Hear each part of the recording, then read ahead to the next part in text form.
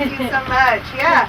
So Jack, oh my goodness, you know, the music is just brings back so many memories and stuff like that. And I want to get into talking about the clothing too. You know, everybody was just so outrageously, you know, psychedelic and wearing all their crazy fashions and stuff on stage and tassels. Love it. I am dressed here in my original Motley Crue jacket. I call it my Motley Crue jacket. Although, once again, I was never in the real Motley Crue. People just, when you talk to people, they make my story more than it was. Mm-hmm. They say, oh, I was the first drummer in Motley Crue. No, I was the drummer in the first one. There's a big difference. Yeah. But I still call this my Motley jacket. My band is the Motley Band, and it's just, you know, because they made fame and fortune.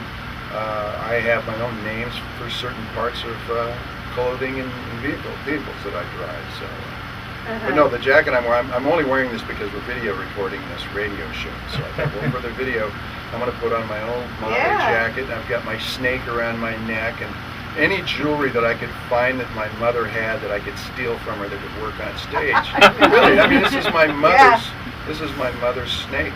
My mother was in the entertainment business. She was actually the organist for the Padres, San Diego Padres at one time. Wow. And it's funny that you say that because I found a lot of things in my mom's storage and stuff that I mean, crates and crates of old record albums and 2 tracks and 8 tracks. Yeah, and microphones she and thought I was crazy. Amplifiers. And if you can believe this, and my wife's going to get blushy as she's sitting in the studio watching this, but I actually wore one of my mother's bikinis. And I was just going to say, found you in her underwear. I have a photograph of myself back in San Diego. They have bikini contests. And when they had the biggest bikini contest I ever saw. It was during a hockey game, one of the hockey games in town, and they had a bikini contest. And I thought, I'm going to put on a gas mask, army boots, and wear one of my mom's bikinis and enter this bikini contest just as a joke. And then I didn't realize it was a male and a female contest, so I had to go out with the guys. And the guys are out there, they're bodybuilders and muscle man, and here's this skinny little twerp in a bikini with the guys. But it was based on audience applause, and I brought down the house. Oh, nice. I mean, all the guys, when they came out strutting their stuff, everyone in the audience is there to see the girls. So when the guys walk out, boo, get out of here, they're all booing the guys. But when I walked out with my mom's bikini, army boots, and a gas mask, the place went wild. Wow. But they didn't give me the money because they said, "Oh, you're making a farce out of this, dude. You know, we're gonna have our judges see who had the best, you know." And for the guys, it was, you know, it was one of those deals that I kind of got jobbed on it, but it was fun. I bet it was. And I still get the And photograph. it's something probably in your scrapbook here. Yeah, my wife doesn't want me to ever show that. I don't. I'm married. I just wouldn't go with him to that game. And I bet you there are hundreds of pictures in here. You brought a scrapbook here of, wow. Upside down drumming, Mick Mars when he was redheaded with a big mustache. We got joint session. We've got you know, all kinds of. We spelled the names of Motley Crue. Wow. Awesome, awesome black and white photos. Black and white photos. Kevin Cole, David Day. I should mention all the names. Whitehorse, all of these. You even got tickets here to some of the places where you performed. And looking at the youngsters over here, they're looking at that book like, what is that in there? What are Yeah. Well, they're called pictures. That's what we Hey, I have family albums, you know. You can't scroll through those. I know, everything Yeah, is it's not a figure. evolved into, you know, just taking your phone and incorporating in fact, I think everything. that picture, I'm wearing the same jacket. I think the one in. This one. Yeah, Yeah, it looks like it. Yeah. With some psychedelic pants to go along with it. I still got those pants. Do you fit in them? Barely not. Wow. I got these brown leather pants with gold leather flames that went up the side that I had custom made, and they were tight back then, man. I could sing a lot higher with those pants. Again, everything was squeezed. And I tried to wear them for this Motley Crue convention because I'm sending video back to them. I mean, they think I'm a big star or something. I mean, one of the guys from Denmark who's putting this convention on flew all the way out here to interview me for a radio show. I spent the day with him.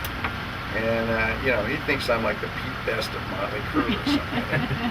And I'm telling him stories, and he's got tears in his eyes. I can't believe it. I'm in Jack Valentine's house. And I said, dude, nobody but you knows who I am. So were you the horse, the Whitehorse? Yeah, well, And that's the wife. Why, is he the horse?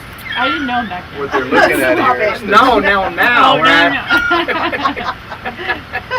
back in the day, a groupie made a photograph of a horse with a man's head, and she's laying on the back. For those of you in the radio world, you Yeah, can't that's see not what me. we're looking at, but it's a big white horse with a nude girl on the back, looking at a decibel meter, because the club that we played in, where this girl followed us, they always brought a decibel meter out and said, "You guys are too loud, turn down." And they see it right here on the meter.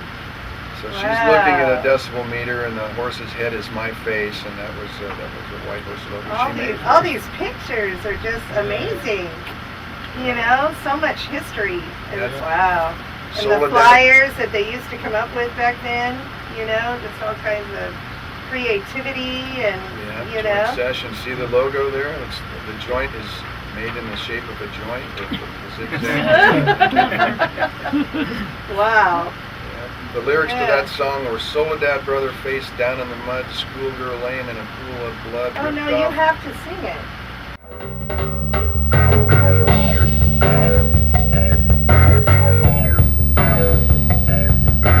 Slow it down, drag it out, make it last. Don't wanna put it into all too fast. Got time to make another dollar or two. Shouldn't let the smell of death bother you.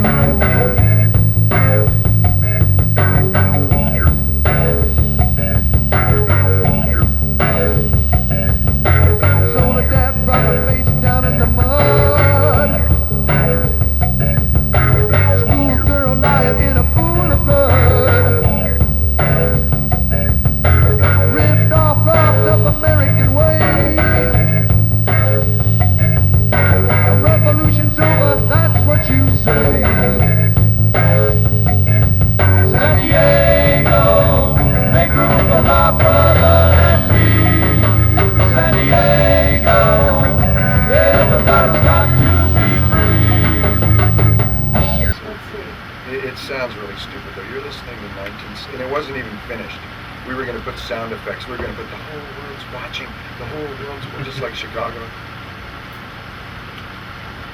That's the one after that. That's one called Whiskey River. Van Halen wanted to do that song. Every time we played this song, Van Halen said, "Who does that song? We got to do that's a great song." We wouldn't tell him. We didn't want And they to. were talking to you Yeah. about it.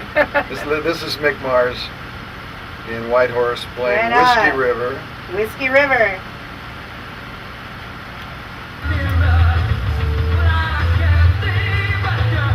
We were a pretty tough act to follow. Yeah, I bet. I'm telling you. Yeah. This is pretty high energy, and we blew bands off the stage. They just Yeah. said, "Oh man, we just can't compete with that. We got to follow that." Mick Mars on lead guitar and an upside down drummer playing this stuff. Wow. Tell me, I want to know, how crazy was the Sunset Strip